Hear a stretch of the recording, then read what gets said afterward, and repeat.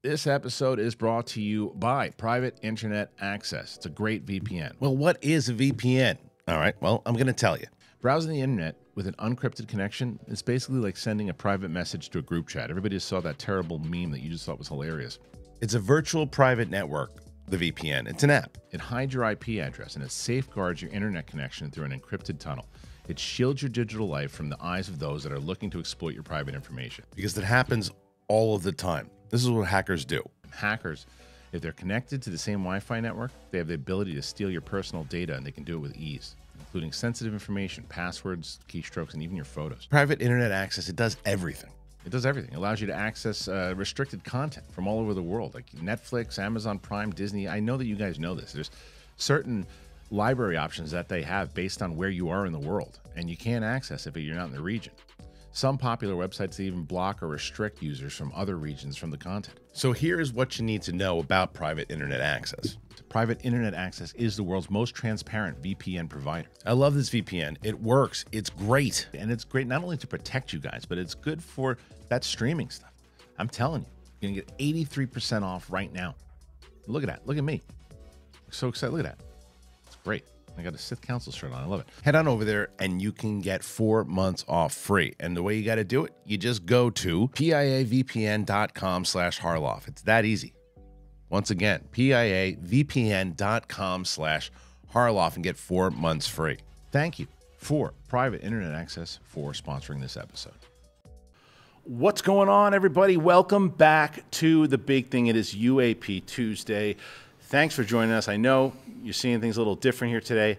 I'll get to that in a moment. This is a massive show. It's a big show. I was excited for this show I can't even tell you. The second that this gentleman reached out to me and I was able to secure this interview, I knew it was going to be special. And then, guess what else happens? Today, Garry Nolan drops all of these videos from the Soul Foundation and all this stuff. What does it mean? What's going to happen?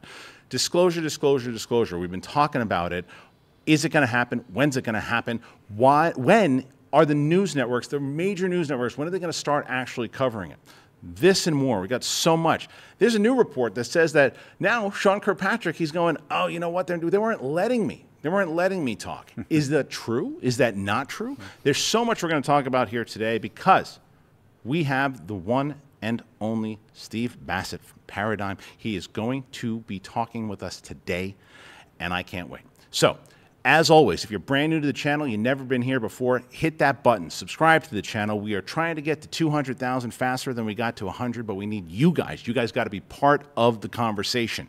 Every week, people are saying, oh, I like where you guys are coming from this point of view, and we want to be part of it. Hit that button. Every week, tell more people about it. Apple Podcasts, Spotify. Let's get the conversation continued. Myself and Mark Riley, Steve Bassett in studio, ladies and gentlemen. Let's get to it.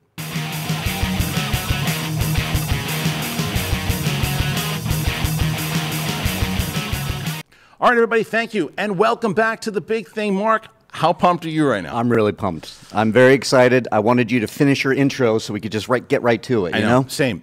All right, so let me get to it. Ladies and gentlemen, please welcome the Executive Director of Paradigm, and he is also a disclosure advocate just like the rest of us, and he is the first UAP lobbyist in Washington. He is the one and only Steve Bassett. Steve, how are you? It's great to be with you.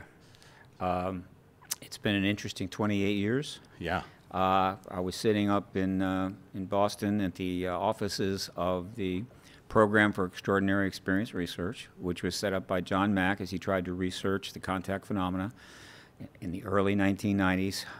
Just an amazing man, Pulitzer Prize winner, brave, way ahead of his time.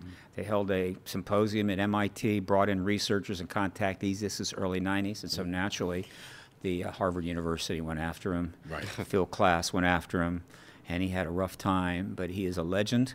And I got the pleasure of the honor of being able to just volunteer for about 4 months, and that's how I started in the field. Oh, wow. Great door to go through. Yeah. But not my lane, and it was up there in an office in June of 1996 when I realized, okay, what am I going to do, right? I'm not going to be able to go on staff here. And I realized, wait a minute, I know Washington backward and forward. My family's lived in the metro Washington area since 1920. Right, been in and out of there forever, worked there, whatever. I'm going, and I know politics. And I thought, this issue, it's not about science. We've proved it. It's been proven umpteen times. So if it's been proven, then why haven't we moved on? Right. It's a political decision. Right. It was a national security political decision that they have kept going all these years for whatever reason. That's okay. And therefore, if you want to get this issue resolved, you've got to have a political solution. All right? So what can I do? And I'm sitting there and I'm going, I don't think anybody's ever registered a lobbyist on this issue. I know what lobbying, right? They got lobbyists crawling all over the place in D.C. They make big money. They're representing everything. Oil industry, high tech, Saudi Arabia, whatever the hell, right? And I'm going, but I'm pretty sure nobody's, why? Because first of all, nobody's going to pay you. And then you're going to get a lot of crap. And if you want to go up on the hill, right, nobody's going to talk to you. So I'm thinking, of course. So I'll be the first. And so I was rushing so fast to get down there because I was so afraid that somebody was going to beat me to it, right? Right. And I remember packing all my stuff up on top of an RX-7.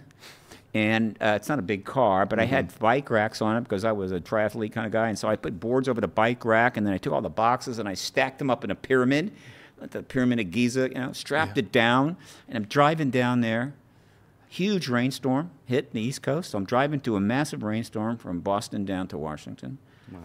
And because, I'm afraid I'm going to kill somebody, I'm doing like 30 miles an hour over on the right side in the rain. I'd go through one of those, you have to go about 4, 5, 6 toll booths. And I'd pull into the toll booth, and the guy's looking at me like, what in the hell? I give him a buck, and I continue.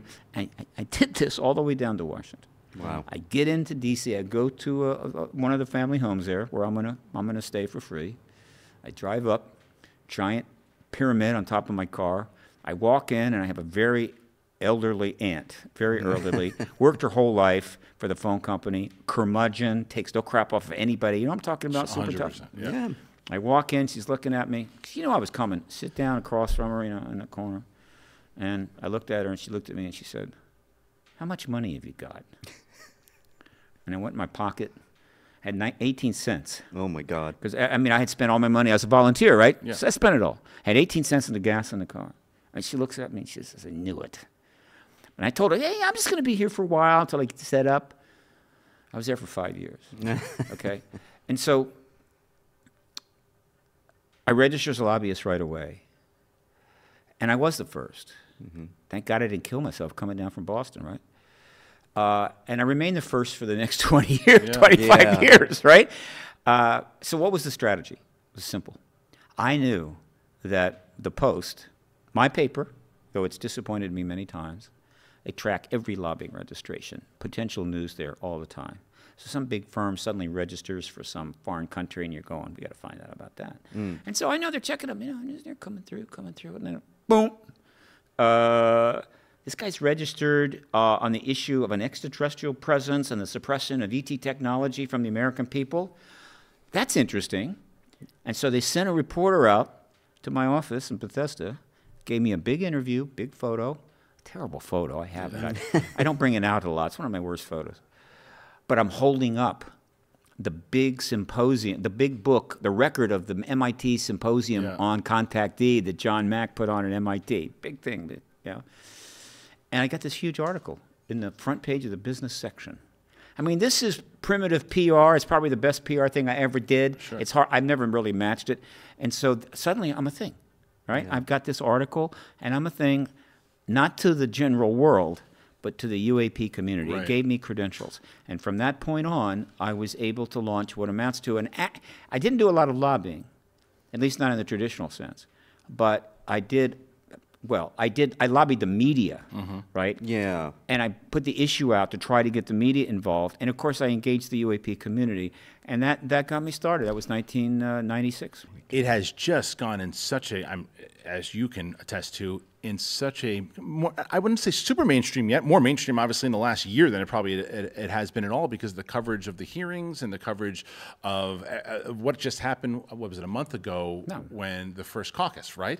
So that is monumental, but the thing that I do want to start with is that something I've heard you talk about before, and I definitely want to talk about it again, is that when you, as you and I and Riley were talking outside, and I gave you kind of the backstory of this podcast and how it came to be, and that we were essentially, like many other people, just finding out about a lot of this stuff. Because when you talk to people, and I don't even know, I should have asked our engineer here today how much they know about the hearings, how much they know about the caucus, how much they know about the fact that the speaker, the Senate Majority Leader is Schumer-Rounds are up there talking, and it's not being reported on by the MSNBCs, the Fox News in the mainstream. I'm going to have to stop you there. Please. That is actually a misunderstanding. Okay. Okay. And I'm going to tell you something very important. Yeah. Okay. One of the, basically, you know what drives me? I'm not an overachiever, and I'm lazy. I mean, this is why I didn't really find my career until I was like 49. Okay. Okay. So, how did I succeed? Right. I have a trait which has served me well. Okay. OCD. Oh, yeah. I had some bouts of OCD back in my younger life. Not fun, not comfortable. Yeah. Okay. So, but if you can take obsessive compulsiveness and put it to good use, it can be valuable. And so I've done some things that require real obsessive compulsive approach, right? And one of my, I think, most important projects is this. In 2006, I started creating a print media archive because of the internet. Right. And while there's been articles written about this subject going all the way back to 1947, believe me, lots of them. All right. But again, back then, there's an article, goes in a paper, that goes in a bird cage or out in the trash, and it's gone, it moves on. There's three channels with 15 minutes of news, black and white, no internet, none of this stuff. And so all those articles didn't have much impact. But then as you start to move into the age of the internet, which starts in about the time I entered the field in '96, good timing. So by 2006, I realized a huge number of these articles are online. You can find them. And so I started going online and finding these articles and creating a print media archive that went back to 47. Now, as I go back, the number of articles I could find were limited, right? But still, got some. But starting in 2006 forward, I'm just picking mainstream articles. I'm not picking paranormal press. Right. I'm going with stuff that's relatively substantive. I'm not doing too much. I guess you could say there's not a major bias there. I'm also putting up debunking articles if they're legit. Sure. Started that in 2006. It's on my website, paradigmresearchgroup.org. Under resources, scroll down to print media archive, punch through the flash page, and what you see there is the largest compilation of media on the subject in the world because of my OCD. That's 15,000 articles. And in the last couple of years, they've peaked. Right. Okay. Last year was the largest number that I archived, which I know reflects the fact that the number of articles last year was the largest in history. And understand, this is just English language press, which includes the United States, Canada, UK, India, and elsewhere.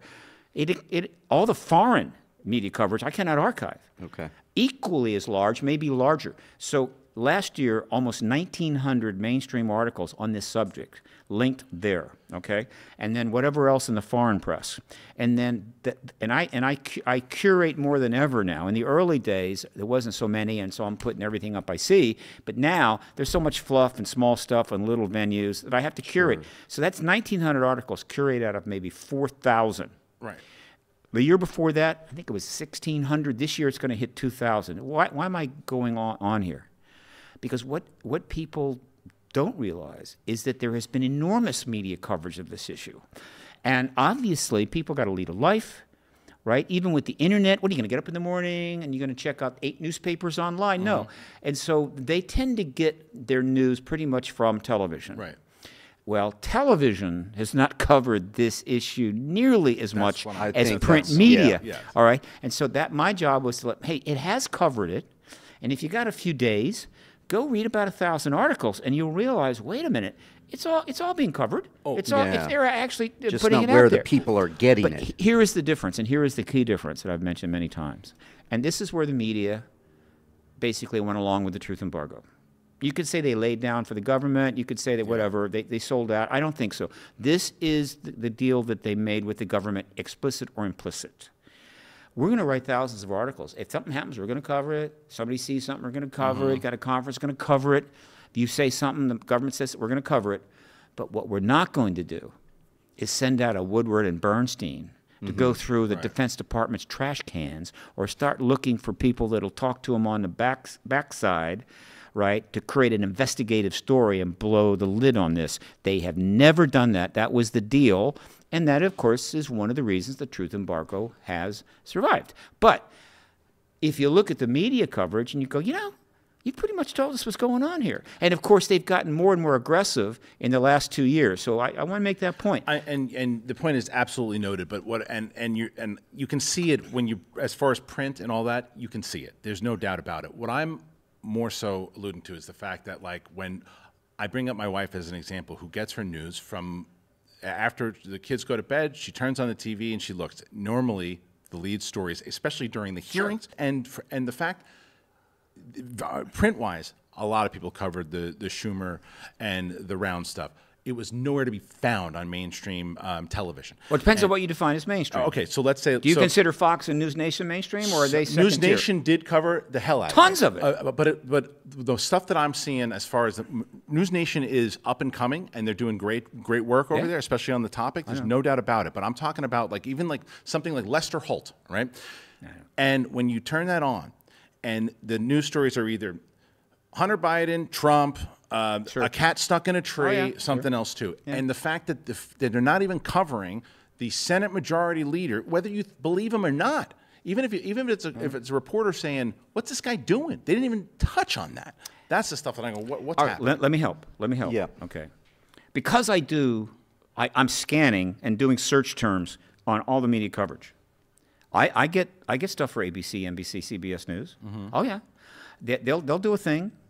And frequently, and if they do an interview or something, you know, that gets picked up on it, and I'll put an interview up, even though it's interview, not print. I put that up. Sure. And so if you go to the print media archive, and the way I set it up is it's a page per year. All right. Okay. So you could do a search term ABC News, and you just start clicking. It'll take you down and show you every ABC News article, or NBC or CBS. And if you do that, you start to realize, you know, they've been covering it, right? You know, they're doing something like it. But what they're not doing is giving it the status that theoretically it deserves. And this is the compromise that the news networks did. In other words, the big three, which obviously go all the way back to Roswell, I remember, I think they were in place at that point. Basically, the deal, and again, explicit or implicit, doesn't matter. They may not have sit down. They may not have even communicated. It was like, this is why I know we got to do this. But a couple of phone calls back in the 40s and 50s, and it's like, okay, no, we get it. Here's the deal. Look. National security. You guys are the three big networks. When you do something, things happen. When Walter Cronkite gave that speech on his news show, CBS News, and basically said the Vietnam War is a catastrophe, a lot of people in Washington knew it's over right then. They had that kind of power. And so ABC, NBC, and CBS basically sort of agreed in one way or another that, like, okay, we're not going to do this on this issue. We will cover it from time to time. And I'll tell you, as you go back in time, the amount of coverage you get on those channels, it just evaporates. So, yeah, it's coming on now. But even now, they're not prepared to give it the exposure it should have. And that's what you're picking up on. That's exactly, and that is a compromise. And why is this important? Because one of the questions that is worth asking, and I wanted so hard to do a documentary on this, gave it a shot, pandemic came out, and boom, right? And then we started again. This wider strike came out, and boom. It's a tough business, this town, you know? So it's okay, other people will do it, but I wanted to do the definitive document on the truth embargo, which is a term I came up with in the early aughts, okay? It was like 2000, and I came up with that term for a specific reason. UFO cover-up was the term used for decades, and it's problematic. One thing about activism is your language has got to be good. If you get bad language, it screws up everything, okay? And there's examples of this throughout history. And this was bad language. Why? Because the UFO cover-up basically said, whether you picked it up right away or not, is that the whole policy of the government to sort of keep this national security closed is illegal. They're all criminals. This was a crime being conducted since 1947. And everybody that's attached to this, whatever, all criminals. Well, it wasn't illegal. It was completely legal under the 47 National Security Act, and it remained illegal on the basis of national security. Not that they didn't do the odd illegal thing, but people understand that. And so the people in this program are not criminals. So if you want to criminalize everybody inside, that's involved with this issue, you're not going to make any friends. Right. They're not going to be, saying things behind the scenes, kind of trying to be positive about it. And so I said, no, it isn't a cover-up. It is an embargo, exactly like Cuba. They embargoed Cuba for their reasons in '63 after the missile crisis. And was it legal? Of course it was legal, but you couldn't go there. Right. And if you went there, there would be consequences. So it's like that. It was an embargo. Except they didn't admit that there was a Cuba. They basically were not acknowledging it. But they said, whatever it is not down there, you can't go there. It's kind of weird, but that's what they did. And so it was an embargo. And I said, let's call it a truth embargo. And that is the term that's being used today. All right? Wow. And then the question is, how did 76 years the U.S. government maintain a truth embargo on something that was being seen all the time overhead, investigated to death by the citizens, research, books, sightings, how did they manage it? Well, the documentary, if I ever get a chance to do it, will explain that and the key pillars upon which that truth embargo rests. One of which was, of course, the print media's decision. We will cover it, but we will not investigate it. Right. And the other was the major news entity's decision that we will not force the issue. We're going to stand back. And there are other pillars, but those were two of the biggest. Well, and I also feel like, and you've answered my question, because we're always talking about why do we feel like the mainstream media isn't covering it, but you've just corrected it and what it is. I feel like it's the better question is, why is it not sinking into the 99% of people out there that have no idea this is going on? Well, because, first of all, things happen, and even big things happen, believe me. I mean, South America could sink into the ocean, right? One of those unfortunate events, and it'll be big news. And 2 months later, you'd be going up to people in the street, and they're going, what? Right. I didn't know, right? Yeah. I mean, we assume, no. People, and it's getting harder all the time. You want to raise a kid, buy a house, make a living? Yes. Well, the kid's going to cost $40,000 a year to go to college. The houses are now beyond your reach. And so people they have to focus on living. Yeah. And back in the 50s, when there wasn't as much media, people had a lot more free time, and they could actually pay attention to the stuff. Now that we got the media, they haven't got the time. And so we have to keep that in mind. That's why you need activists. And you need expanding media, like what I call the podcast revolution, to reach more and more people easily so that they can keep up to the extent possible with all the crap going on in the world. Yeah, but I also feel that our culture has taken UAP, UFO, whatever you want to call it, and kind of made it like a fantasy. Like I always liken it to, you might as well say I saw a dragon fighting a wizard. It's our pop culture is making E.T., the extraterrestrial, War of the Worlds, all the movies. So then when we say, hey, we saw something in the sky, they go, are you serious? It's a balloon. It's a balloon. What is this, E.T.? Is this Spielberg directing? What are we talking here? So I'm here to help. Yeah, I'm please, help again. Thank you. Okay. We talked about two pillars of the truth embargo. Let's talk about the third, and of course it's a big one. The government's heavily funded, a very serious campaign to create propaganda, disinformation, misinformation, and to interfere with the process of discovery of this issue. Okay. Yeah. Okay. Mr. Lockheed and Martin. And they got a lot of money, the government. They got supercomputers. They probably had AI way before we got to see it. Right. And they also have nuclear weapons. And so it's like, what are you going to do? And so that is a huge thing. They committed to this.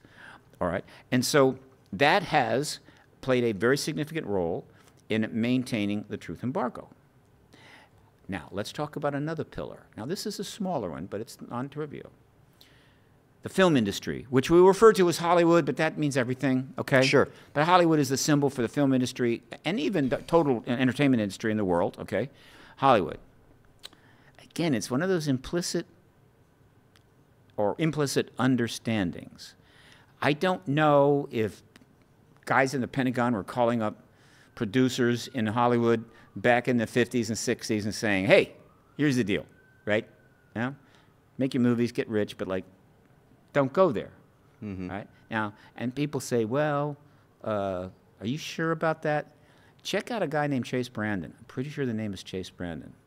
It's close, but he was the CIA's liaison with Hollywood, and he came out a while back with some interesting stuff and had to pull back very quickly. Oh, okay, I'm looking. Okay, check out that. And then there's an incident.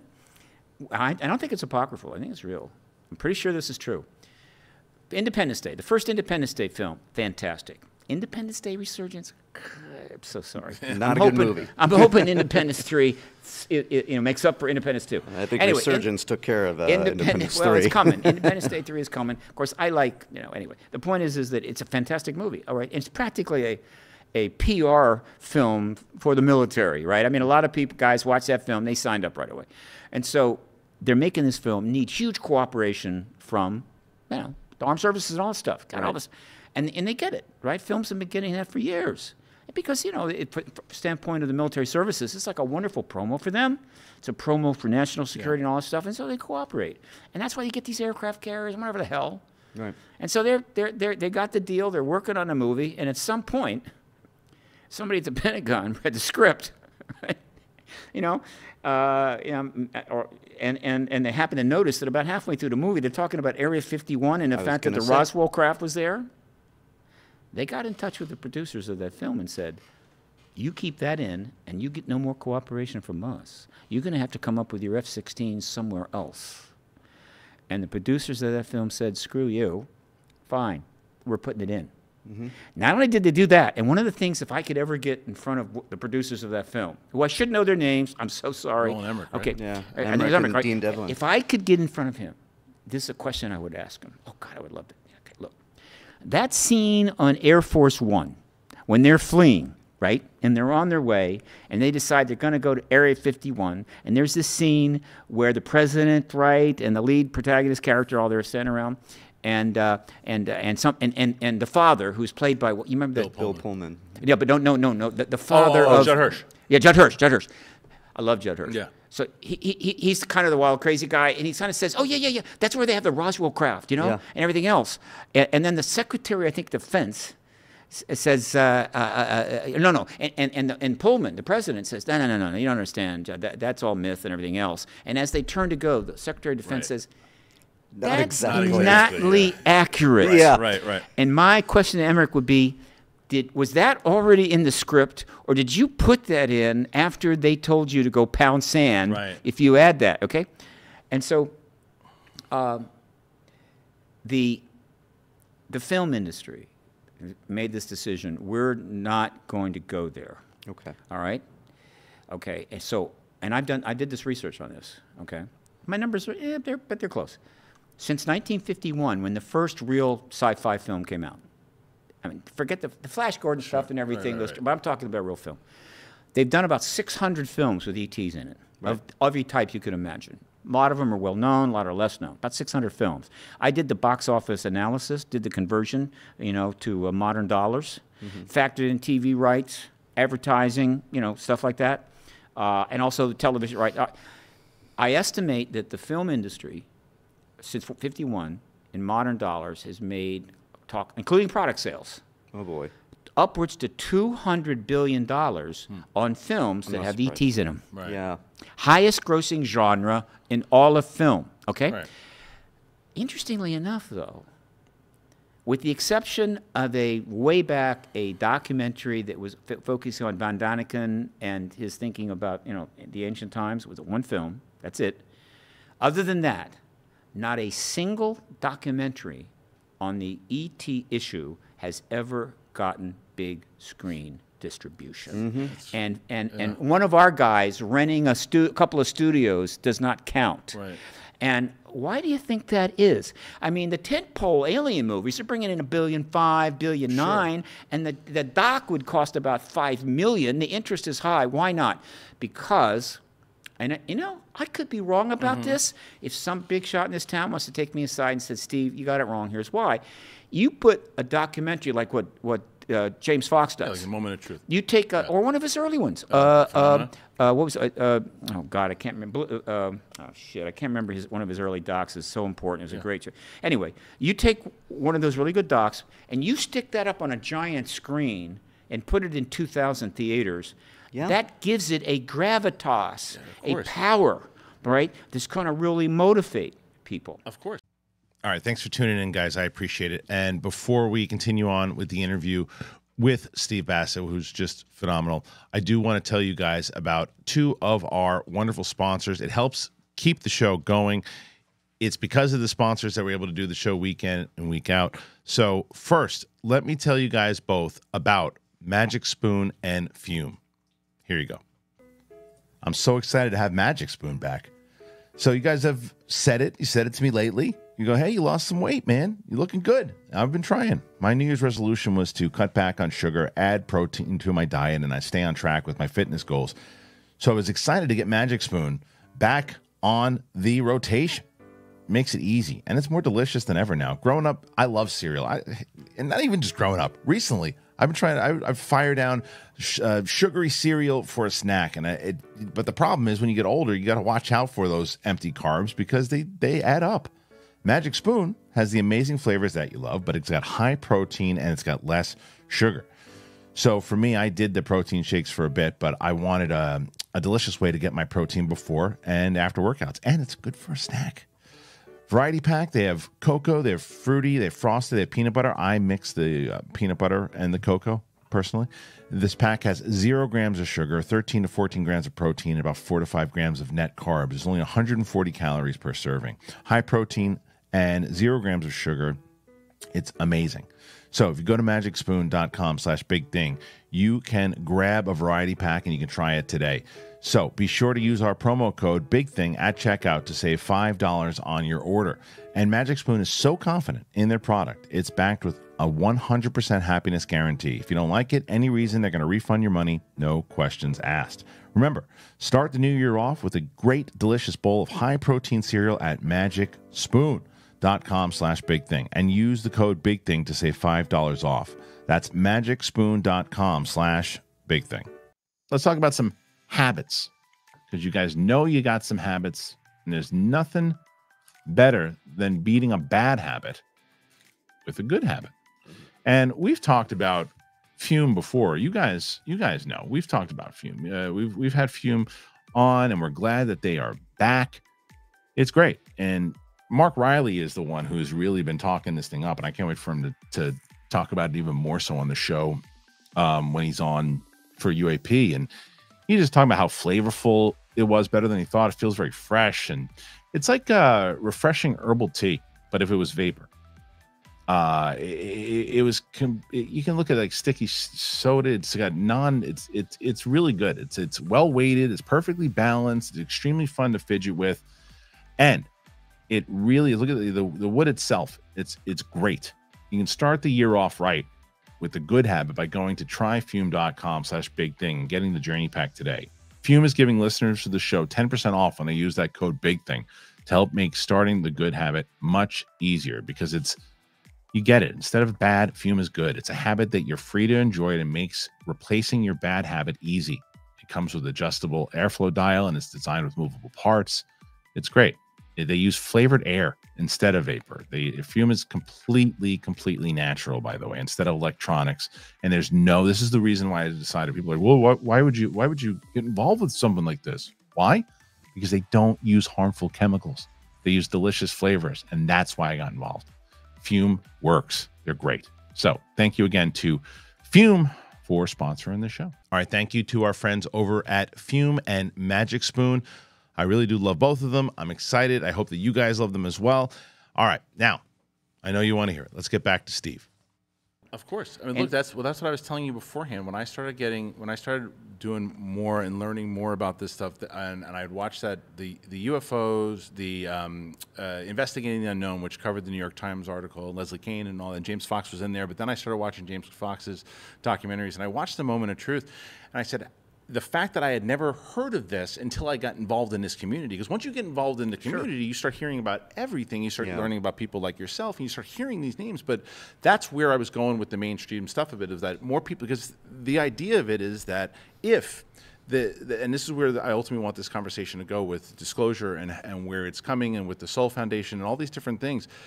If it turns out that whatever the hell is in the sky, what David Grusch's claims are, the fact that they are non-human, all this stuff, it's the biggest story in the world ever for human history. It's been the biggest story in the world since the 47, 50s. right? Yeah, I mean, it's always been a big story in the world. Right. What I'm saying is that for every single person, though, not just if you're aware of it, yes, it's the biggest story in the world. But the fact that it's so insignificant when you turn on the news, and the first 3 stories are things that ultimately are not going to matter. So They're just not going to matter. So what is happening, among other things, really starting in 2017, which was Right. when the I guess the switch video was hit. dropped The and switch was hit. King- Okay. yeah.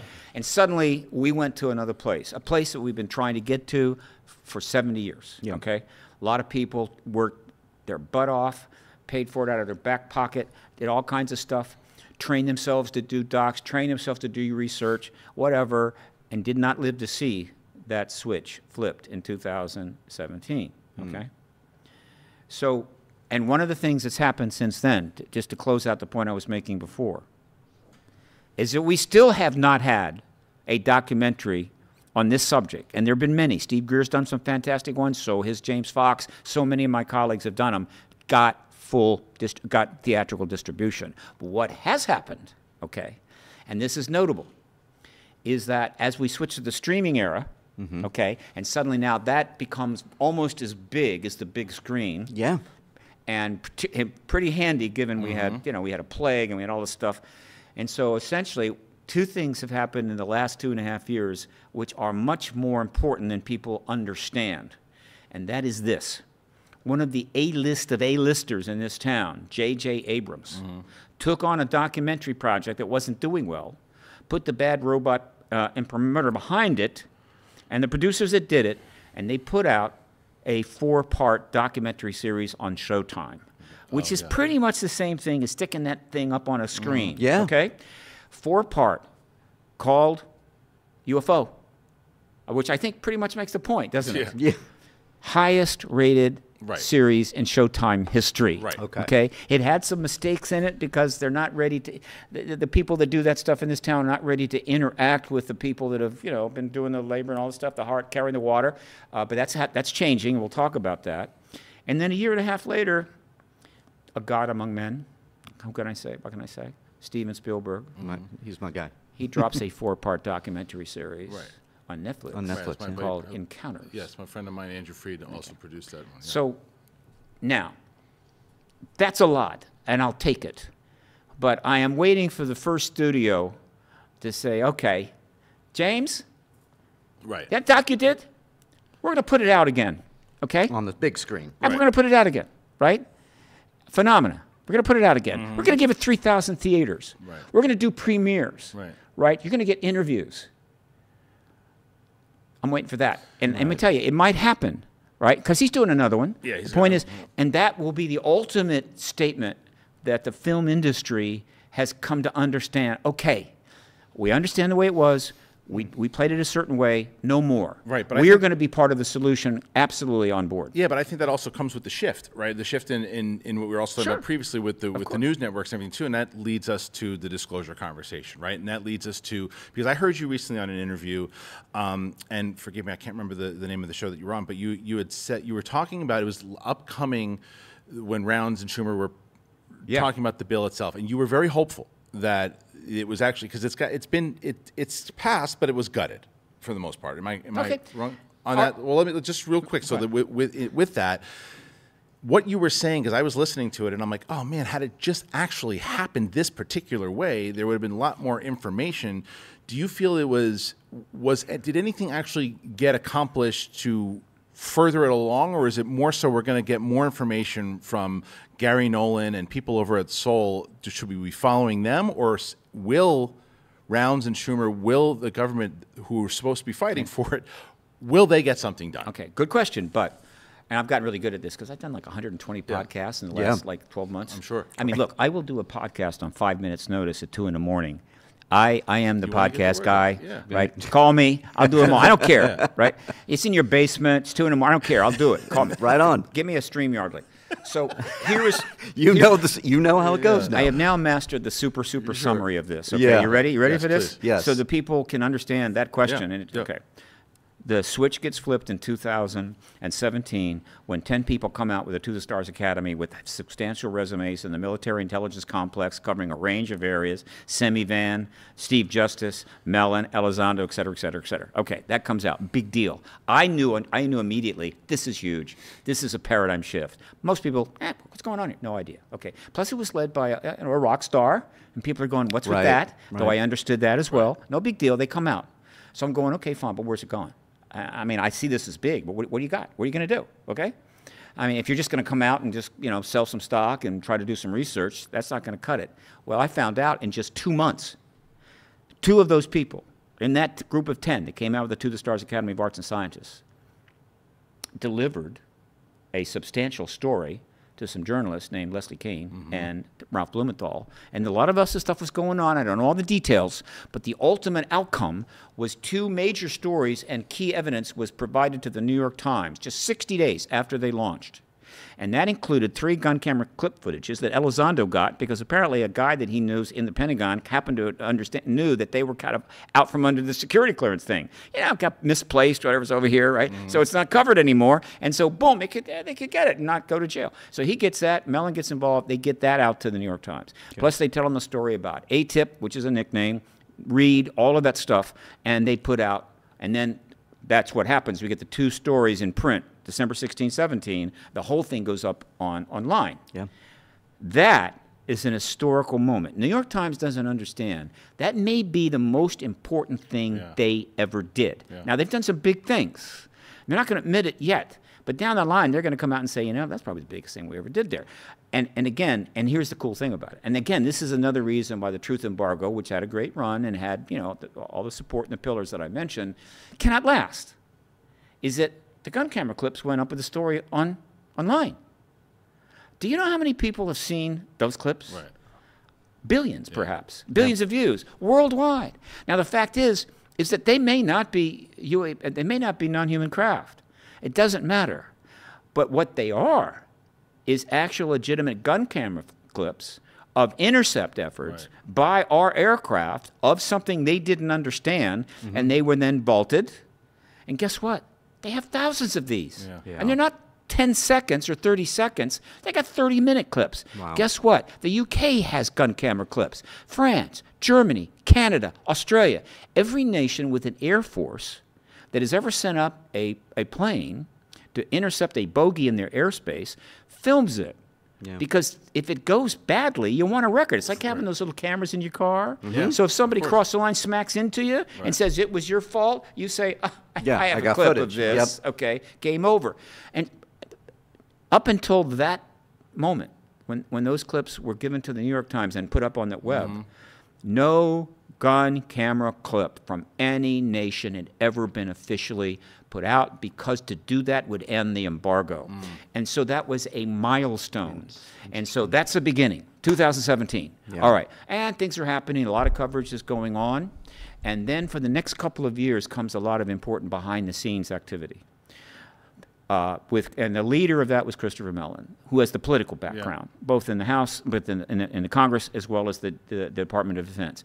He's doing behind the scenes, getting meetings together, briefing members of Congress, whatever. He's doing that. Meanwhile, Elizondo, and this was not an area that he was, I think, comfortable with. He went to social media. He was the guy who was going to talk to people, right? And he's the kind of guy you can relate to people, right? He's like, somebody you could sit down and have beers in a bar. But his background was intel, undercover. He had not had exposure to the social media. I don't think he knew just how rough a trip was going to be. But Elizondo is giving interviews and talking about this, and that's getting things out in the public. And other things are going on. But over the next 3 years, from 17 to 20, there is a huge coverage. Believe me, there's plenty of media coverage. People are getting brought up to speed. But the disclosure process is primarily being done behind the scenes. That goes on for 3 years, and then boom, the next major thing happens. What's that? Grusch. No. We're talking 2020. Oh, 2020. So because of all the stuff behind the scenes, because of the media coverage, and because, members of Congress can actually watch television and their staff can do that, they're starting, they're getting up to speed. And finally, and this is historic, the first legislation in the history of the issue is submitted for a bill by none other than Marco Rubio, Yeah. who was the chairman of the Senate Intel Committee. Right. Pretty conservative Republican. Good guy. I like him, but still, he's conservative. And so, and he slips it in, not to the NDAA, which is, one of the major bills. He slips it into that $2 trillion COVID relief bill. Gonna have to pass that, right? Yeah. We gotta have that COVID didn't know relief. that. Wow. And it's not a lot of language. It's fairly small. It kind of slips it in there. Talks about setting up UAP, whatever. It's not huge. On my website, paradigmresearchgroup.org, if you go to the main page, right there at the top as you scroll down, I have all 4 of the bills converted into like a PDF, because the legislation is ridiculous to read. It's easy to read. It's even got some highlights. And so you can go to you can read all 4 of the bills, and you go read the first one that was signed in December, I think, 23, by the president, and then became law in 2021. So it was signed by Trump. Okay. And that's the first bill. Okay. What happened is we get another bill in 2021. We get another bill in 2022 and another bill in 2023, and all 4 of those bills are up there. And so that's 4 tranches of legislation. And so essentially the full legislative process is underway. And as that legislative process is building the structure and the legal basis for everything that's going on, obviously more things are happening behind the scenes. You've got members of Congress saying, I need to go read Richard Dolan. I need to go read those books, right? I need to go watch this doc. I can do this. Got to get up to speed here. And Chris Mellon, look, I understand you're bringing people up. Could you bring one to my office? Whatever. All this is going on, and the thing is fleshing out over those 4 years. The coverage is increasing. So that was happening, right? So again, I'm just doing a little summary here. And then we have what I call, I guess, it's the beginning of the end game. It's the move that basically signals everybody that plays chess and is watching this game is going, that's it, that's end game, okay? What was it? As we're moving forward toward the 4th tranche of legislation, which at that point was not big, it was like modest, it was just, little, but we knew it would be more, but there was a bit of language up there on the Senate site, because the Senate is always led on this. Wild card, Black Swan event. David Grusch comes out of nowhere for us. Now, we knew people inside knew about it, all right, because there'd been a drama, kind of a melodrama going on there, and the results of that melodrama, which you can go into more if you want, is that David Grusch made a very significant decision not to come out as a witness. And almost everybody that's coming forward are witnesses. Let me make this clear. There's this thing where everybody calls anybody that comes forward as a whistleblower. You don't want to be a whistleblower. Whistleblowers do not have a good time. Right. Witnesses, not so bad. I'm a witness, I saw something like Ryan Graves. Ryan Graves was a witness. Yeah. He gave testimony of what he saw. He didn't come out and say, I've been part of the Air Force. We saw this. The whole thing's illegal. It's bad. I'm bringing out this stuff. No, he's a witness. But Grusch was a true whistleblower. He called himself a whistleblower. He claimed that the policies were fundamentally illegal, and he came forward as a whistleblower. And he didn't come forward just anything. He comes forward and he says, I was part of the task force, UAP task force, right before it became ARROW. And it was my job to talk to people. Well, they talked to me. Okay, great.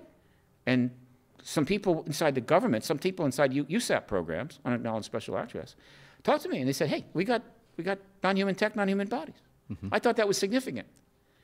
And before he did anything, he then contacted other people that had clearances, appropriate clearances that he knew from his work with geospatial and elsewhere, and said, is this true? And a number of them said, yes, it is.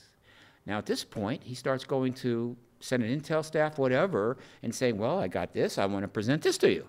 He felt he was doing his job. Well, he was ahead of his skis. This was not supposed to happen that soon. Really? But apparently he didn't get the memo. He was doing his job. He wasn't somebody outside of it coming in and saying, oh, I have something special. Somebody told me this on their deathbed. No, he was working for the UAP task force. It was his job. And so suddenly, instead of, okay, great, we're going to work with that. No, he starts getting harassment from people on his side, and he's not happy about that. And eventually it got bad enough that he goes to the Inspector General of the intelligence community, the IG, for, Homeland Security, National Intelligence Office, who, a fellow by the name of Monheim, and to make his case that I'm being harassed, please take measures. And guess what? He got relief. They heard what he, and by the way, so he told them what he had heard.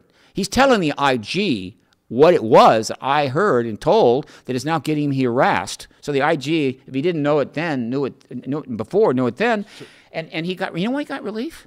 Because the person that represented him before the IG legally was the former and first Inspector General of the intelligence community, Charles McCullough. Right. Now that's strong representation. Yeah. So he gets that, they give him relief, but guess what? You know, it's like, I'm not trying to pick on men here, but it's like women who get restraining, you know, orders from their boyfriends. They don't work so well. Right. They don't work so well.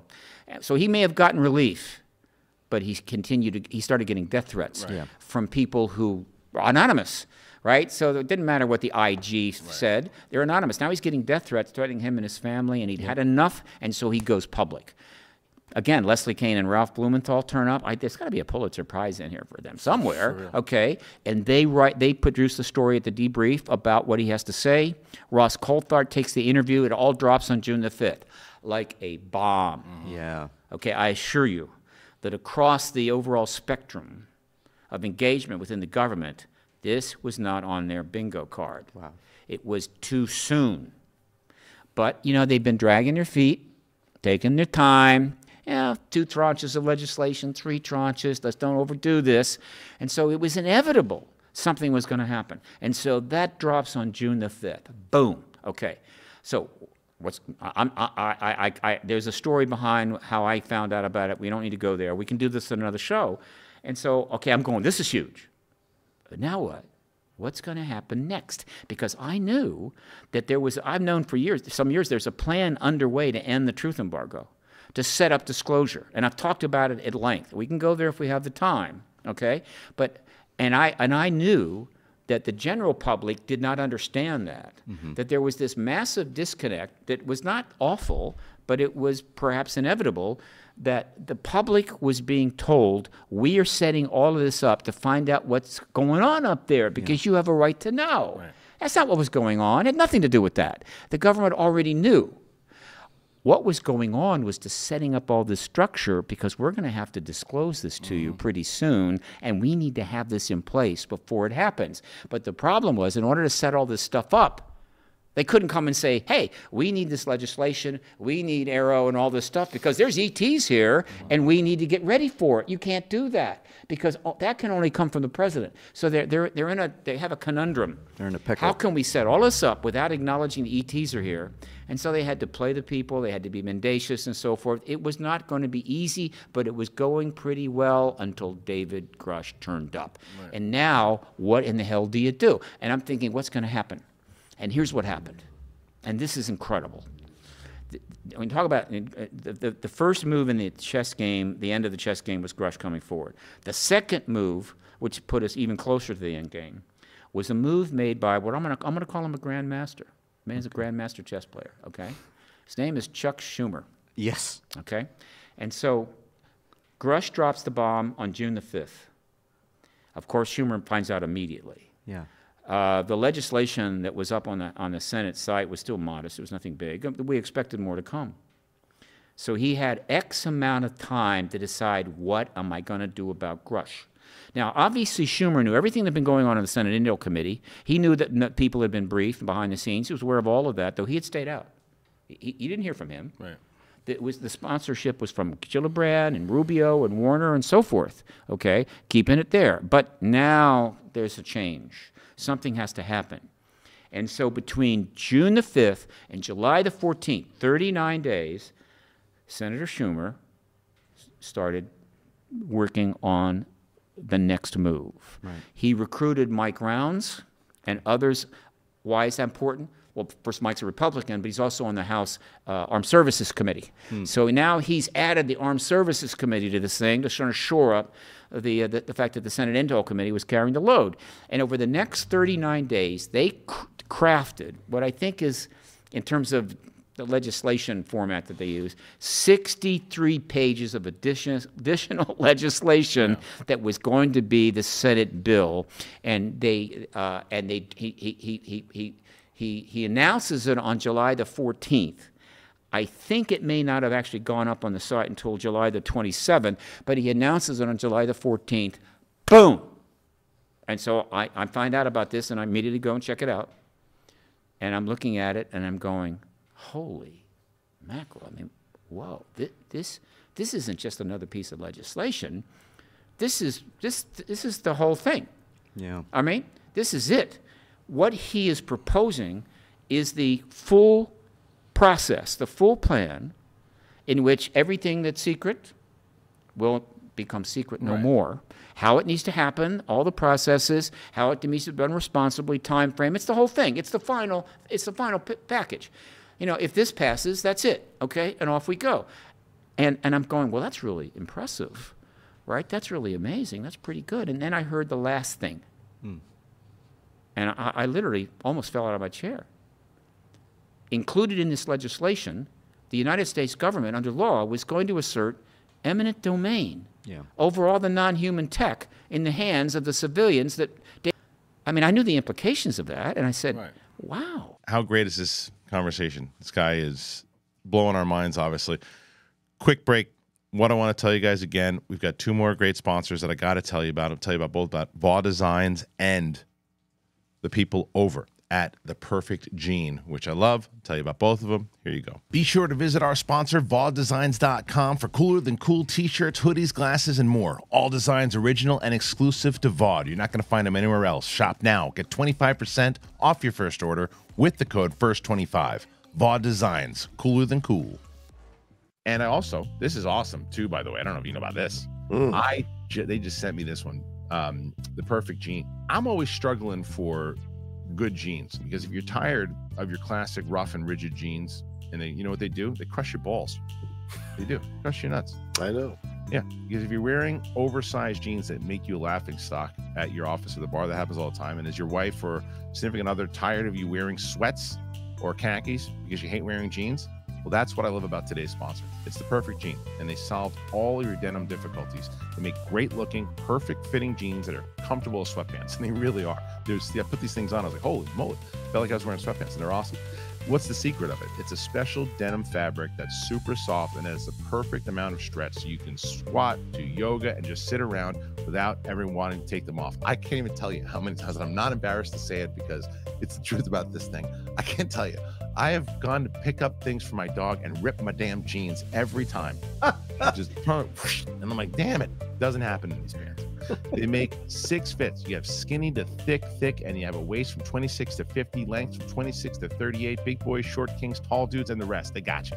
For a limited time, our listeners will get 15% off their first order, plus free shipping. We got to go to theperfectgene.nyc or just Google The Perfect Gene. Use that code BIG THING, get 15% off. You gotta get these comfortable jeans, and I'm so glad that I learned about them and they sent them to me. It's finally time. Stop crushing your balls. Stop it. All right, guys. As I mentioned earlier, all of our sponsors, they're linked in the description. They are also the first pinned comment. They help. If you're able to help, please do so. If you love these things, which I think you will, go ahead and get them today. All right, let's get to it. Let's finish the interview with Steve Bassett. Here you go. I mean, Did you think I was going to pass, though? I'm confirming indirectly we have non-human tech, which means the truth embargo is going to be over pretty soon. All right? We also have non-human bodies. And more importantly, I've just declared I'm declaring we want eminent domain over them. Now, here's where it gets cool. I don't think he felt he could get eminent domain. I don't think there was any chance that would stand, because that is a big deal. So you're basically saying he knew what happened was going to happen. Yeah, but he couldn't lose. Here's why. He knew this. He said, one, if I put eminent domain in there, and eminent domain, and things get really hairy in the reconciliation process with the House, maybe we can trade off the eminent domain to keep the subpoena power or keep the UAP review board. I see. Okay? But let's say they take it all out. Okay, let's say take it all out. Okay? Well, first of all, and that's what they did. Yeah. Okay? But again, they're playing checkers. He's playing chess. All right? So, okay, they took it all out. They took all the powers out, which is the way it went down. Yeah. And I'll be happy to address how it went down, but let me just finish this. And so what's going to happen next? I'll tell you what happens next. This is so cool.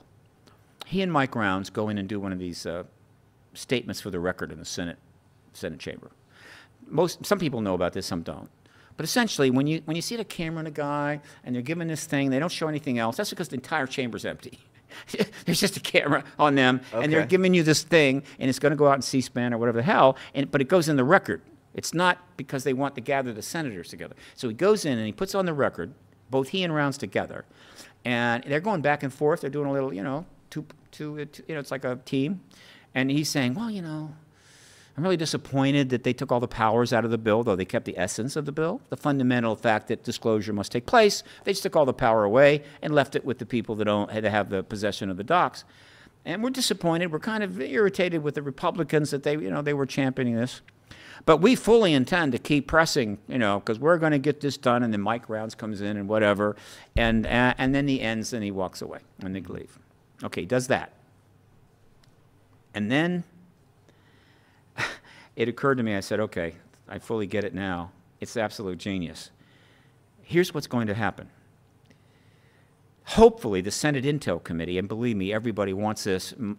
Garry Nolan wants it, which is why they're dropping all the videos. Yeah. I've started a little project called shiftstorm.org. Don't forget the F, which is getting people to send, tagged Twitter messages to the three key people, which is Schumer, Warner, and Ruby, and Schumer, Warner, and who's the third person? Rounds? Mike Rounds, I think. Yeah. No, Warner, Schumer, and Schumer, Warner, and Rubio. Those are the three people, because Rubio is the ranking member. Let's get the hearing done. Okay. Okay. Because if we get the hearing, which is totally in control of the Senate Intel Committee and Chuck Schumer, the Supreme Court can't stop it. The president can't stop it. Nobody can stop it. If they want that hearing, boom. And there's dozens of witnesses ready to testify like that. Well, let me ask you that one, because that's what everyone's been talking about, right? As far as like the next hearing, as you're alluding to, and then who, because David Grusch is not going to go, I mean, maybe he does testify again, but who? What? But who comes across is what I'm saying. Who's next? No, Who's next? David Grusch absolutely will testify to the Intel That's Committee. what I'm saying. And they've got another 20 David Grusches lined up. The witnesses have been coming forward behind the scenes. Right? They've been accumulating them for a year and a half. They got so many witnesses they could hold it for a month. That's great. So, but they've got enough witnesses, at least 12 to 20 David Grusch types, that if they sit down for a week, morning, afternoon sessions, and give the testimony under oath, it blows the truth embargo to smithereens, which sets the president up to be able to come forward and say, no force majeure, no, oh, I'm the president, I'm going to, no. Hey, I've seen it, you've seen it, we've all seen it. I've checked into it, made a few calls, and I can confirm we do have non-human tech, non-human bodies. Disclosure, boom. Right. So. Is that this year with the election year coming It up, happens if all it takes is for the Intel Committee to hold that hearing. So if they hold that hearing next week, we'll have disclosure before February is over. And here is the chess move, which a lot of people, I'm sure, did not consider. No. Are you ready? When he claimed eminent domain, he knew that for the first time in the history of the truth embargo, the inside people, particularly the defense contractors, could no longer hide. They had to come out of cover. They had to go, in a sense, public. They've been rocking for 60 years, pulling in the box, working on tech, re-engineering stuff. You can't FOIA them, right? Once in a while, they do a little tease, like Ben Rich will come out and say, we have the tech to take ET home. Great, Ben, why don't you show us the tech, right? They did this often. They couldn't do that anymore. Why? Because these defense contractors had plans. We got some tech, we got some amazing new science, we've learned all this stuff. Yeah, we were paid well, but we're thinking about some patents, we're thinking about some startups, we're thinking about making billions of dollars, and we've been very patient. Decade after decade, we're not saying anything, and now you're saying you could take the tech? You could take the tech and the rights to it? Now, some people immediately jumped online and said, oh yeah, they're going to be sending stormtroopers to Lockheed Martin, the fascist bastards. No. Eminent domain simply means we have the right to take it if we want it in terms of the public good. But maybe we don't need it. And if we don't, you can have it. And if we do take it, we may then come back to you and say, okay, here's what we want to do. And you can be part of this. You can make some money. But the decision is the Congress's decision, not Raytheon's decision, okay? That's what it meant. But as far as they were concerned, oh, they're taking it all. And so they had to make a decision. What are we going to do? And the decision they made was this. They went to their intermediaries. They went to their lobbyists.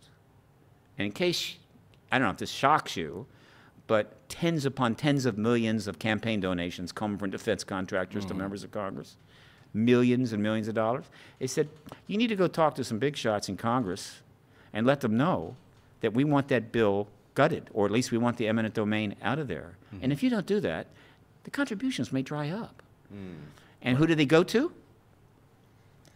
They went to the two most powerful national security guys who happen to be Republicans in the House. Mike Rogers, the chairman of the House Armed Services, and Mike Turner, the chairman of the Intel Committee. And just for good measure, they went to Mike Johnson, the Speaker of the House. Who then they also recruited Mitch McConnell. And so what was decided was that these powerful men were going to go to the Republicans pretty much, so I think some Democrats were approached, who were part of the ongoing reconciliation project, meeting, and say, gut the bill. And Johnson had the real power. And we don't know all the details yet. They will come out. But Turner and Rogers were important, but Johnson had the power to say that we won't bring the bill to the floor. And so with Johnson in there and McConnell as well, the bill got completely gutted. Okay, fine. But it got gutted before the world's people, right? Everybody knew who was behind it. Everybody knew it was the defense contractors.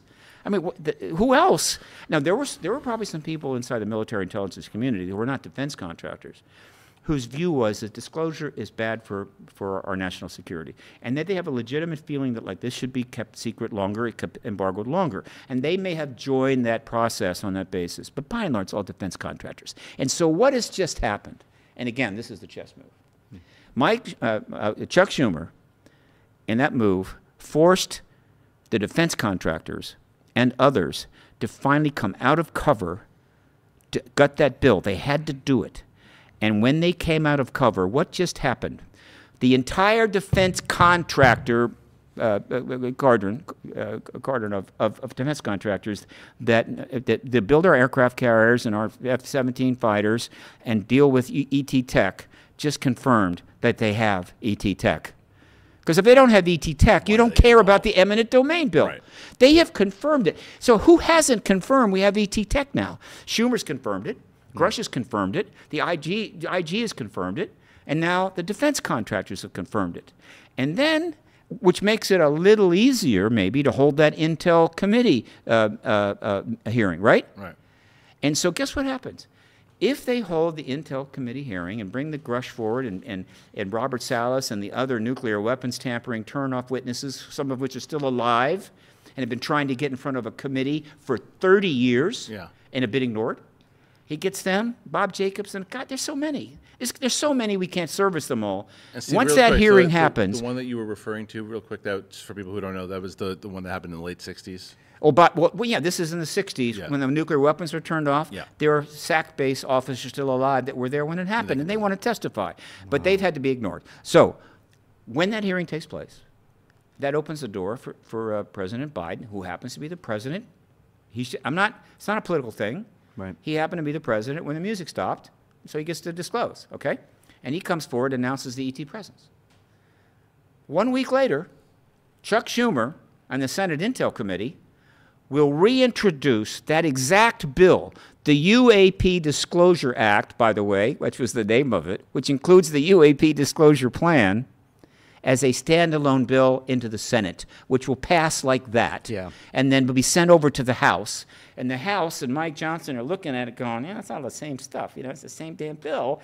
But unfortunately for him, the entire world just got told that there's an extraterrestrial presence. And so we're going to stop this bill? The bill gets passed. And Schumer and the Intel Committee gets everything they wanted in that bill maybe a month later. That's three-dimensional chess. Now, look, that's a phenomenal scenario you're putting forward, but how confident are you that that's the scenario that's going to play out? I'm confident in this sense that technically, you know, sometimes for something to play out, you need 8 things to fall into place. You know, it's like the tumblers on a lock. This is straightforward. We need one thing only. All we need is the Senate Intel Committee to call about 10, 15 witnesses up, and they better pay their airfare and pay their hotels, okay? And then just put them under oath, like the House Subcommittee, right, Oversight Subcommittee did, with Graves and Fravor and Grusch. Put them under oath and just ask them intelligent questions, which, by the way, will be watched by 100 million people. And every one of those members, both Republican and Democrats, are going to go down in history, and it's totally nonpartisan. And the public will be loving it because, oh my God, this is important, and you people are acting like adults, and this is what we've always wanted. And they'll go down in friggin' history. That is all that's needed. And because that's all that's needed, and because the pressure is building on them, and it's gentle pressure, they're heroes. Right. So are the House people, right? Burchett and Mace and Luna, even Matt Gaetz, they're heroes. They're out there saying we want the truth. I don't give a damn about their politics. This issue transcends politics. But the Intel Committee is going to go down in history, right? If they do that, it's over, because that's the only decision. And so and by the way, with all of this going on, you know, there's a lot of smart people out there that see what's coming, including a gentleman by the name of Garry Nolan. That's Nobel Prize nominee, genius. I love this guy. We've talked. Okay, he created Soul. Danny Sheehan created the New Paradigm Institute, which is getting tons of money. Soul's getting money. These entities are being created not to get disclosure. These entities are getting created to deal with post-disclosure world. Okay. That's what they're getting ready for. But obviously, disclosure would be nice. And so Garry Nolan goes on, I believe it was News Nation. If it wasn't, it was Fox. I think he went on twice. Nobel Prize nominee sitting there in a chair, and they ask him, how certain are you that there's an extraterrestrial presence? 100%. How much more, how much more blatant can you get?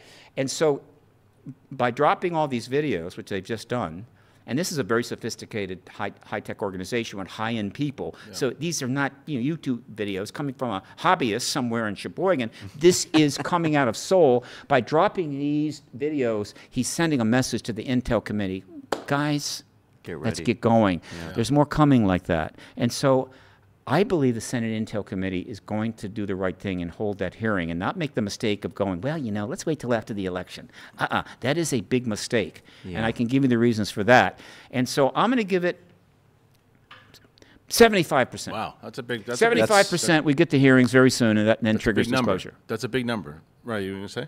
No, I'm processing. Yeah, well, I mean, there was a lot. I mean, look, there's a lot there for sure, and I think that going back to what you just mentioned because as of today, when we were recording this, right in the morning, Garry Nolan and Soul Foundation they dumped a ton of videos from that conference. We knew it was coming. They put the trailer up, but we didn't know as much. I mean, driving over here, I haven't got a chance to listen to everyone. I mean, you can't keep up. You can't. I can't keep up. Yeah, the who's who of everybody that you want to talked at this thing. So what you're hoping, and because that scenario you put out is the ideal scenario. It really is. And then the other side of it is that you have like this kind of Robin Hood over here with the Soul Foundation of the people who are saying, look, what we're going to do is, and it seems like they are informing the public in a way that maybe, because I like the chess while they're playing checker scenario with Schumer-Rounds. I mean, you could see it. These are career politicians who know what they're dealing with when they're going inside of a... Sure.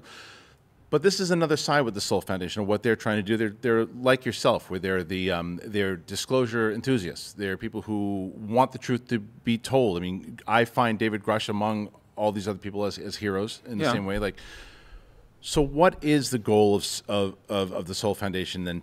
By doing all this, by putting all this, as you said, it's coming. We're protecting for the post disclosure world. But are any of the people, do you think, that are coming out here today, besides Grusch, are these some of the people that we're going to be hearing from at these hearings should they go forward? Of course. Yeah. Well, we will hear from anybody the Senate Intel Committee wants to hear from. Yeah. And they're going to be bringing in people that are going to be incredibly powerful, that is going to make it absolutely clear that we have an ET presence, but they're not going to proclaim it. That's not appropriate. Mark Warner is not going to stand up and say, well, I've heard enough. There's an extraterrestrial presence. That is the president's job. Only the president can do that. Why? I say somebody else can do it, but it doesn't count. No, not the same way. Only the it president doesn't has the land as well. power to declassify, assuming they go through the protocols, everything and anything.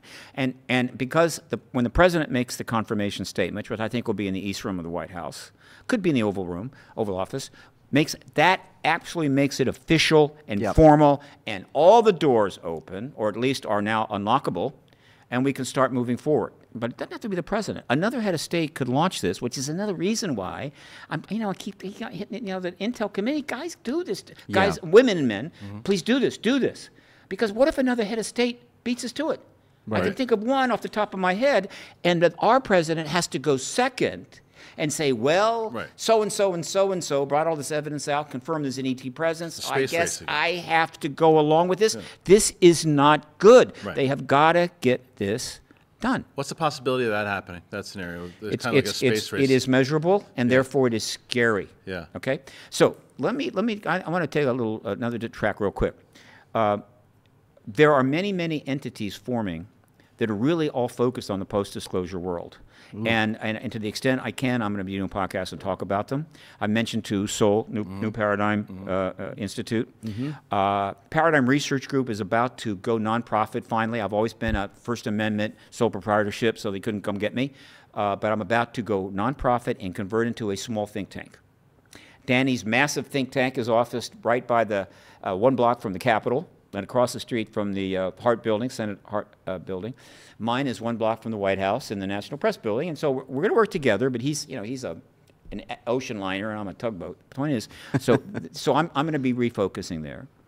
But recently, I helped found an organization called the Hollywood Disclosure Alliance, and I founded it. It was the idea was from my partner Daniel Harari, who's a longtime Hollywood publicist, and he said, "I want to do this," and I said, "Absolutely." And so we launched on November the 1st last year the Hollywood Disclosure Alliance.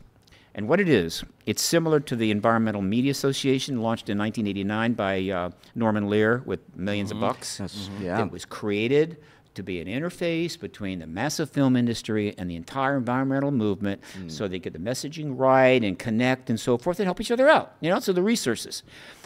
Environmental movement is controversial, but it's never been as controversial as the ET issue. And so that was an easy thing. And so for the last 30 years, and that site is up there, and they've done billions of impressions and information efforts, it still exists, and it did its job. So we wanted to do the same thing for this issue. So the Hollywood Disclosure Alliance it's a fully nonprofit, non-commercial. We don't make any money. We just raise tax-deductible funding. It has a growing list of Hollywood stands for the entire entertainment industry. Hollywood founding members. Sure. Bio and photo is up. No money exchanged. And we have a growing list of UAP founding members. These are the people that make the films, do the research, journalists, activists, podcasters. You're invited. Please. We want you in the Hollywood Disclosure Line or UAP. And so it's out around 120. Soon it'll be 200, 250. And so when you go on the site, you see there's a board. We have 20 members of the board. Okay, and there's an executive committee that runs it, and then we have these founding members. And so even if you're not a member, when you go on that site, you see this list of people in the entertainment industry, actors, directors, producers, whatever, who are willing to openly say, I make content, I'm a professional, and I'm down with this subject. I'm down with the ET issue, I'm down with the UAP issue, come talk to me. And then you're seeing a list of all the UAP people who have been kept away from the film industry by the truth embargo. It's like one of those, those things that some religions do where you have to put something between you and your wife or your fiance. Anyway, it's just separated them out, right? A board between them. We want to pull that board down and make it easier for them to find each other. So that a James Fox can find somebody in this town who will put his doc up on 2,000 screens or any other deals or streaming or anything to make content, so that the industry will, in general, will be the principal driver of the information transfer that has to happen post-disclosure. Once disclosure happens, you've got 8 billion people, 330 million people in this country who want to know everything right away, right? And that is not trivial. And so by making, this will help ensure that the content, particularly the nonfiction content, there will be narrative fiction, that is created, will have the input of the Richard Dolans and the James Foxes and all of these others who have done the work but have not had access to the resources, so the messaging will be appropriate. Now, we're not a censor. All we do is help people get together. They make the deals. They do the content, however that turns out. And I'll just add this. The people of the UAP world have made unbelievable sacrifices. Yeah. They've given up so much, and their lives have not been easy. It would be nice if in the post-disclosure era, in cooperation with the massive entertainment industry, they could make some money, you know, and have a life and be able to do more work. And that's part of the reason for the HDA. I'm sure that they will, especially when it comes to books and things of that nature that will more than likely definitely come out. People will want to know more about it, especially when it becomes more public. And I think one of the things that I'm curious about when it comes to, because not guys like us, because at this point, we've heard so much and we hear people like yourself be able to talk. We know what's going on. For people who are going to be really blindsided in the fact that, like, because let's say they're not paying attention and the news, the major news, the television networks aren't covering it, and then president comes out and says, hey, by the way, there's an ET president. People, they're going to go, whoa, right? So are they also going to say, well, wait a minute, where's the footage? Because every time I see footage, it's blurry little footage, or is this little thing? There's got to be actual, I mean, these reverse engineering programs they talk about. Somebody clearly has recorded. No, let me help. Again, first of all, one of the memes that's always been out there that the government has pushed is, no, we can't handle it. If it happens, everything's going to go to hell. Religion collapses. That's all BS. It's always been BS. Okay. But it's to service the truth embargo, to keep people away from it, right? Don't do anything. It'll trigger disclosure, and all hell will break loose. It's all bogus. But it's okay. I get it. But here's the thing. One of the advantages of a 76-year truth embargo is this. The public has been getting stuff on this for 76 years, okay? 600 movies have been made with extraterrestrials. There's nowhere in the world you can't go except Sentinel Island in the Indian Ocean where you can't say UFO or whatever the hell it is in their language. In South America, it's OVNI. They don't know what you're talking about. Right. Just about everybody on the planet knows, what extraterrestrial means. They just don't know yet if they're here or not. And so when disclosure takes place, there will be some people saying, well, I knew the idea of an ET. You mean they're actually here? Are they like the ones in Aliens? No, they're not. So it's not going to be that bad. No, it's not going to be that bad at all. Right. But they want to know as much as possible. They want to have. They want some authentic information. They don't want any BS, and they want people to be serious about it as they go about their life and try to adjust to the post-disclosure world. And as it happens, there is a sidecar to this, which I sort of didn't pay much attention to, that's also important. But it's not as problematic as the ET issue in a way. And that is artificial intelligence. You see, there's going to be the artificial intelligence world that's going to be running right alongside of the post-disclosure world. And guess what? People are going to have to adjust to that. Yeah. Right? And so artificial intelligence and all that's coming from that, the post-disclosure world, which may lead to open contact, not 2 in the morning contact. I'm talking about open contact, ETs and authorities discussing. That's coming, and we need to get information out so people can address that and deal with it, because this is going to be changing people's lives. Yeah. Good, right? There seems to be what I call the debunkers that come out like immediately whenever there's kind of like, right. Yeah. The jellyfish video comes out, and immediately there are people out there going, it's a balloon, it's a bird poop, it's this, it's that. Fine, jellyfish video aside. If this disclosure happens, what do you make and what do you think is going to happen to some of those people that I feel are doing it because they're jumping into like, while we're trying to talk and get disclosure and all that, there are people out there immediately trying to debunk it because that's their lane that they picked, and there is a very popular lane of people that don't want to believe it because there's a rational explanation. Yeah. It's a balloon, it's a this, it's a that. What do you make of that? I mean no disrespect. I don't care. Okay. I really don't care. Yeah. They will deal with what they have. I mean, there are institutions I'm much more going to be talking about. In other words, I don't care about debunkers. Yeah. I'm going to be discussing post-disclosure how the entire academic community of this country, 5,000 universities and colleges for 76 years, have literally stayed away from it, wouldn't touch it, right? And laid down for the truth embargo. I kind of like to talk about that. I don't want that to happen again. And then the media's issues and so forth. But the debunkers, I don't care. Yeah. But to get into something you said before, I want to cover, before I forget about it, trust me, here's how it goes down. If we get the Intel Committee hearing week, the president will be able to step forward and the truth embargo.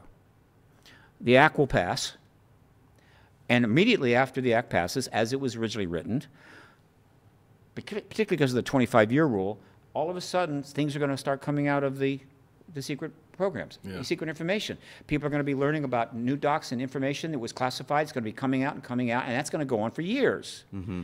And that's going to include film clips. It's going to include papers. It's going to include all. In other words, there will be an ample stream of information transference along the lines of the disclosure control plan as put forward in that bill, which is great. It's fantastic to keep the world satisfied for years. So in terms of proof, my God, it's going to be overwhelming. Okay. And plus, everything that's been done prior, all the work by the citizen researchers and activists and everything, all those books, there are thousands of them. Suddenly, the historians and academics are going to go, I think I probably should read some of those. Yeah. You know, I think I should read those. And they're going to go read and go through all of it and find out that most of it was true. And so the post-disclosure truth wave will be big enough for anybody to surf. Let me ask a two-part question here. And the first is, as Riley mentioned before with the jellyfish video, and then you got what George Knapp and Jeremy Corbell had with that video. It was essentially kind of a leak, and even more so where by the Pentagon saying we're not commenting on that. We're not commenting on leak thing. They're pretty much confirming it. But when it comes to that, do you think that there will be more leaks before this scenario goes through? And the other thing, when you talked about disinformation, and as I said, it's a two-part question, so I know. Sure. I mentioned up top about Sean Kirkpatrick, who seems to be an agent of the disinformation. Now, I don't know how much of this report that just came out today or over the weekend is true, but there's reports that say that some people now say that he is saying the opposite, is that he is now saying that he was told during these press conferences to say these things, and that his team was basically, the things that the progress that they made was held back. Have you heard this as well? No, I'm glad you brought it up. Yeah. Okay. Again, this is why, for various reasons, I've been kind of shut out of CNN and Fox and News Nation and stuff. There's been some efforts to get me on, but it's being blocked. Don't know why. It's okay. I'm Mr. Podcast, right? Right. I can do 1,000 podcasts by the time they get me on. It's okay. But I'd like to get on because this is a message that's got to get out, and I'm going to repeat it because it's so important, and it's critical to understanding Kirkpatrick.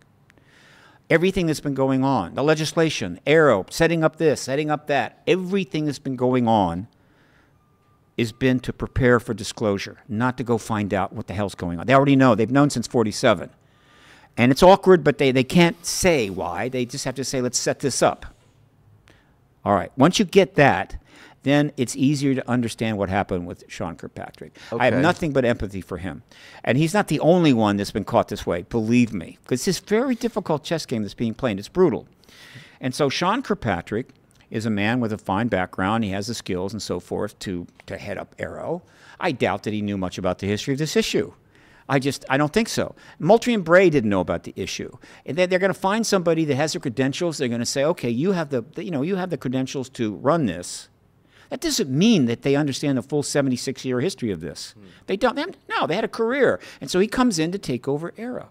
Okay. Now, one of two things happened. Either he was told in advance, Sean, look, we got to set this up. We've got to maintain it until we can get disclosure happening. And then, of course, this organization is going to be in full flower. It's going to do everything it's supposed to do, but it needs to be set up in advance. We can't be trying to set it up after the president announces. And we need you to hold the fort, be the director, but understand you're kind of a mayor of a Potemkin village. It's not going to really be able to do what everybody wants. It's just, and that's going to be awkward, but, okay. They might have done that. They might have said that. Or they might have just said, okay, we're setting up Arrow. Sean, you've got some good credentials. We'd like you to be the director. It's going to be doing a lot of good things and so forth. And Sean takes over and off we go. And so he's in there for 18 months. And I know right away he's probably starting to think, you know, this is not quite, it's not going the way I thought. Gillibrand came out at one point and said, where's the funding? They're not funding it. Why isn't the money coming? Well, I knew why it wasn't coming, right? And so maybe, but it's moving forward. But when Grusch hits, whatever the circumstance that Sean was hired under, it blows it up. Because Grusch has just come forward and said, we have ET Tech, ET bodies. Okay, fine, that's a problem. Then he says it under oath in front of the July 26th House Subcommittee hearing. That's a major problem, okay? And so you're Sean Kirkpatrick. Grusch has said there's ET Tech and ET bodies. Yeah. But he's just a witness, you know, under oath. I'm the head of Aero. What's going to happen? Everybody's going to come to me and say, Dr. Kirkpatrick, what about the ET bodies? What about the ET Tech? He can't talk about that. He can't go there. And so he knows that. He knew I am literally in an impossible position. I can't be the disclosure guy. I can't suddenly say, oh, yeah, no. And so the first thing he did was an emotional thing. He fires off a nasty letter about Grusch immediately. On LinkedIn. Okay? Yeah. On LinkedIn. Yeah. Mistake, shouldn't have done it. Right. But still, what do you do? And so, and now it's going forward, and the situation is getting worse and worse for him. Right. Okay? I can't disclose. I can't, you know, I'm the director. The focus is on Grusch. What am I just going to be a placeholder? And at some point he had enough, and he said, "I'm out of here." And so he resigns. Yeah. Okay, he gets out from under it, but he's still angry as hell. He doubles And then down. something else happens. There's one of two explanations for that. And I'm pretty sure it's the first, but it could be the second. The first is he's still angry, he's still mad. He comes back and he makes a statement. He puts that thing in Scientific American, which kind of casting doubt over the whole thing, you know, which is really him saying, you know, in a way it was true. You think he did that on his own, though? He wasn't pushed towards that? No, I don't think so. Okay. Aero was not quite what it was supposed to be, but that's not what he could say. But he could say, maybe it's not, whatever. So he does that. That's a big mistake, okay? That's wrong. And then he does some interviews, and again, that's not going well. And so now his situation is really awful, and I really feel sorry for the guy. And so finally, but that was the first explanation, okay? Yeah. More anger, more upset. The second explanation is somebody came to him and said, look, we understand the situation you're in, Sean. It's terrible. It's awful. But I tell you what, you know, we really want this truth embargo to go on for a while. And so, you know, we're thinking, would you like to be Edward Condon of the 21st century? It's like, I should go out the door. You say the whole thing is like not real or whatever. Right, top to bottom, like Edward Condon did with that report that disgraced him and the University of Colorado, which still hasn't apologized for that. And having a better football team is not enough. Okay, so and that will shut things down. People, oh, he was head of Aero. He says it's not really real, and so now we can stop. I doubt that. And if it happened, my God, somebody needs to pay, and not Sean Kirkpatrick. I think he's finally realizing. Oh, wait a minute. I was treated badly. I got broke. Whatever you call it. I need to start taking the right position. And so now he's starting to step back, and he's starting to be part of the solution. And I think he'll be okay. That is what is going on. And the reason the public still is going to misinterpret that is because they're still thinking that Aero's job was to find out what the phenomena was. And since it was to find out what the phenomena was, Aero should have jumped all over Grusch and said, man, oh my God, get it. No, they couldn't. Because it wasn't set up to find out the phenomena. It was set up to be ready for the post-disclosure world. They already know what the phenomena is, and then the job is how to get the information out, and Sean Kirkpatrick was basically caught in the middle. Yeah, because it was disheartening because I read on CNN, it was an opinion piece, but it was quoting Kirkpatrick. Yeah. It was from top to bottom, what we saw, it's all human. Sometimes these balloons get away from us. You know, and that was going against everything that we're talking about here. It was another example, and this is I've seen this repeatedly. Sure. Believe me. People who have high-level positions, highly skilled, good people that had high-level positions, high education, that's worked in the government, intel, whatever, national security, and this issue is drawing them out. In other words, we got to deal with it. And when they get involved, they just don't understand social media. They don't realize you give one interview and say something stupid, it goes around the world and generates 2 million tweets. Yeah. And they just, you know, Luis Elizondo had the same problem. Yeah. You know, he was an undercover guy risking his life in different parts of the country. He wasn't hanging out on Facebook. And so when he gets into the social media world, he he found out that that is a different world, kind of and the he hard was way, yeah. very unhappy about what that. And so Sean is dealing with that too. Okay. All I can say is, hey, it's a Twitter world now. Deal with it. That's it. And just like that, we could have talked to you for another 4 hours. We have yeah. to do a second show. We have to do a second show. Part 2. Will you please let the audience know exactly where to find you if they want to find out more information about Paradigm and everything else? Sure.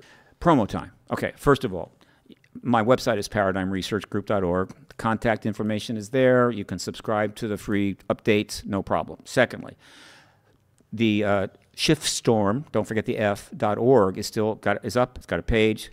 You go there, and it tells you how to send tag tweets to Schumer, Rubio, and Warner. You can send all you want, thousands of them, basically saying tag tweets at Senator Schumer, and it goes into their notification box, which they follow. We want hearings, we want hearings, we want hearings, okay? Third, HollywoodDisclosureAlliance.org, okay?